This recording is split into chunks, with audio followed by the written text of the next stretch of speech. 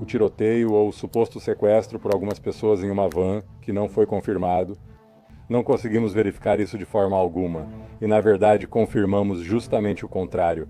Uma mensagem assustadora do adolescente da Flórida, Caden Spite, gerou um alerta Amber estadual, buscas intensas e temor de sequestro. Mas em poucas horas, o caso tomou um rumo surpreendente. A van, o homem armado e o sequestro foram todos questionados.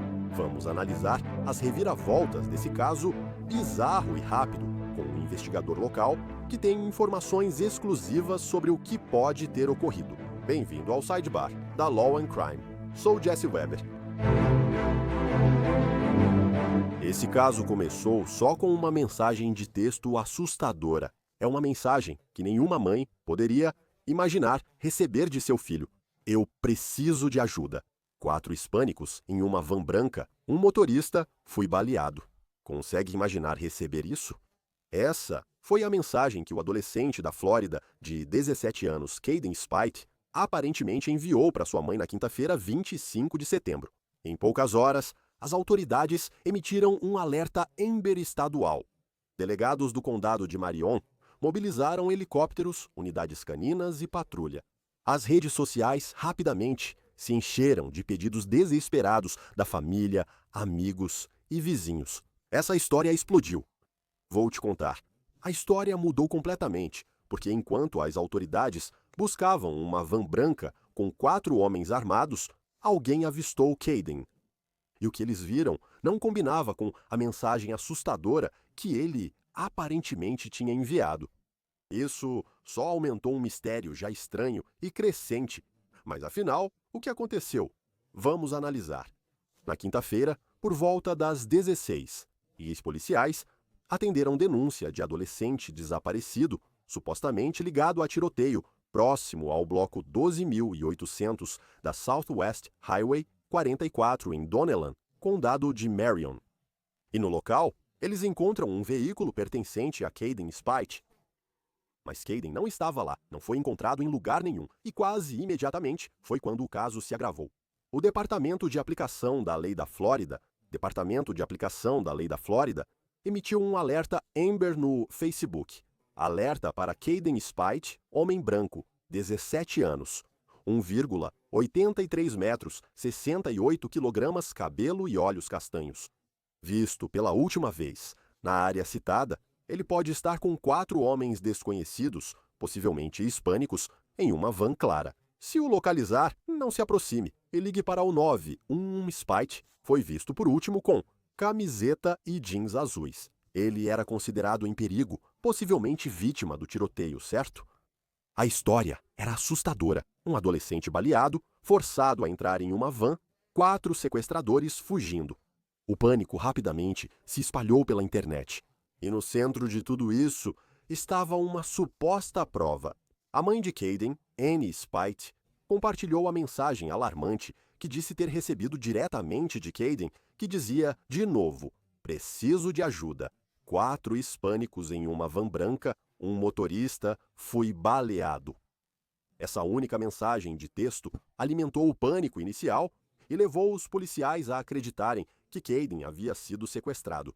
Ele estava em perigo. O desespero da família era palpável. Bailey Spike Clark, irmã dele, pediu no Facebook: Deus, só quero que ele volte para casa. Não consigo dormir, comer ou fazer nada sem saber onde ele está. Se estiver seguro, por favor, continuem procurando por ele. Enquanto isso, equipes de busca usaram helicópteros, cães, patrulheiros e as redes sociais ficaram cheias de postagens frenéticas. No início da manhã, as coisas mudaram quando o departamento do xerife do condado de Marion reavaliou as alegações. Em atualização oficial, anunciaram: não há evidências de que ele foi levado por 4 homens hispânicos em uma van clara. É possível que ele tenha saído do local do incidente em uma bicicleta preta, com uma barraca vermelha e cinza que ele comprou no Walmart, na Southwest 19th Avenue Road, em Ocala, pouco antes deste incidente ser relatado. Então, a pergunta, claro, é: o que os investigadores acabaram descobrindo? Agora vamos chegar lá, tudo bem? Mas antes, para me ajudar a explicar tudo isso, Quero chamar o investigador criminal Billy Lane. Billy, é muito bom te ver. Primeiro de tudo, explique sua organização e também explique como você se envolveu nesse caso enquanto ele se desenvolvia. Obrigado por sempre nos receber. Temos uma organização sem fins lucrativos chamada Nós Somos os Essenciais para os Desaparecidos. Estamos baseados na região central da Flórida. Somos uma organização sem fins lucrativos. Saímos e procuramos pessoas desaparecidas em nome da família, gratuitamente. Nosso trabalho é ajudar a preencher a lacuna entre as autoridades e a família quando eles precisam de uma ajuda extra, de mais olhos atentos, em vez de apenas pés no chão, para realmente sair e começar a procurar por seu ente querido desaparecido, quando não tem respostas das autoridades ou quando há circunstâncias em que as autoridades não conseguem fornecer essas respostas. Esse caso começou para nós como a maioria dos outros. Recebemos um alerta nas redes sociais de que esse jovem havia desaparecido. Recebemos alertas constantes durante a semana, às vezes vários por dia, sobre pessoas desaparecidas. Mas isso começou a se desenrolar de forma diferente por causa da narrativa sobre como ele desapareceu. E então, em questão de minutos e horas, estávamos recebendo centenas de mensagens, marcações no Facebook e nas redes sociais sobre esse caso, implorando pela nossa participação nele. E nesse momento, em poucas horas, foi emitido um alerta Amber. E isso realmente fez com que a internet e as notícias explodissem sobre esse caso, porque era algo tão único e tão bizarro. Quais foram suas primeiras impressões sobre isso? Quero dizer, a ideia de uma mensagem de texto, meu Deus, é o pior pesadelo de qualquer pai. Ao receber isso e ouvir a descrição, quais os primeiros passos que você toma? Qual sua reação inicial? O que você faz ao receber um alerta Amber? Quando recebe essa mensagem, qual sua atitude? Ficamos tão chocados quanto todos. Começamos a analisar tudo, possibilidades e probabilidades. Começamos a olhar onde o incidente aconteceu na rua, em plena luz do dia, 4:30 da tarde. Supostamente atiraram pelo para-brisa dianteiro do carro. Estamos assumindo que os agressores vieram pela frente do veículo. Meus pensamentos iniciais, além do sequestro de que estavam falando, foi o fato de que isso poderia ter sido um caso de fúria no trânsito. Talvez ele tenha fechado alguém. Eles o cercaram, saíram e atiraram no veículo, podendo tê-lo atingido. Agora, o que não fazia sentido para mim e para nossa equipe era que você não quer sequestrar alguém depois de atirar nessa pessoa. É complicado. Você tenta socorrer alguém ferido e sangrando em meio a várias cenas de crime, há DNA espalhado por toda parte. Mas de que adiantaria? O que essas pessoas ganhariam com isso? Com base em toda a narrativa ali, não fazia sentido. Isso não se sustentava porque você precisa pensar em tudo até o fim. Ei, por que essas pessoas iriam atrás dele? Por que eles fariam isso nesse local? Por que fariam isso nesse horário do dia? Acho que alguém ver isso era muito provável devido ao horário. Se quisessem sequestrá-lo, poderiam ter feito isso a qualquer momento, saindo da escola, casa, trabalho ou em lugar mais isolado. Então isso nos preocupou e levantou muitos sinais de alerta. Nossa equipe também discutiu quando deveríamos agir para sermos eficazes, mas evitamos interferir com as autoridades, pois queremos que façam todo o possível para salvá-los. Então qual o que acontece? Até esta tarde tudo muda. Tudo muda quando o departamento do xerife do condado de Marion divulgou essas imagens mostrando Caden completamente sozinho, andando com sua bicicleta. Não há van, não há homens hispânicos, não há nem sinais de pânico, nenhum sinal de tiroteio, nenhum sinal de que algo estava errado. Jackson McClure, testemunha local, contou a WISH-2. Passei aqui por volta das 4 horas e vi um garoto tirando algo do caminhão e colocando na mochila. Uns 10 a 15 minutos depois, acho que ele passou de bicicleta em frente à minha casa. Parecia normal e sem dificuldade ao pedalar. E então, durante uma coletiva de imprensa nesta tarde, os delegados deram esta atualização. O tiroteio ou o sequestro por algumas pessoas em uma van não foi confirmado. Não conseguimos verificar isso de forma alguma e, na verdade, confirmamos justamente o contrário. O que descobrimos é que Caden Spade parou em algumas lojas locais, incluindo o Walmart, pouco antes desse incidente acontecer. Distribuímos algumas fotos dele no Walmart. Comprou uma bicicleta, uma barraca de camping, um saco de dormir e acredito que ele está com uma mochila, vestindo jeans e uma camiseta. E as evidências sugerem que ele saiu daquela cena de bicicleta. Então, o que inicialmente parecia um sequestro violento rapidamente se desfez. Os delegados confirmaram que, apesar de Kayden ainda estar em perigo, ele não havia sido sequestrado. Em vez disso, as evidências sugeriam que ele deixou o local por conta própria, andando na bicicleta que havia comprado mais cedo naquele dia. E então surgiram ainda mais notícias que mudaram completamente o rumo dessa investigação. A reação à notícia na postagem do Facebook do condado de Marion foi meio mista.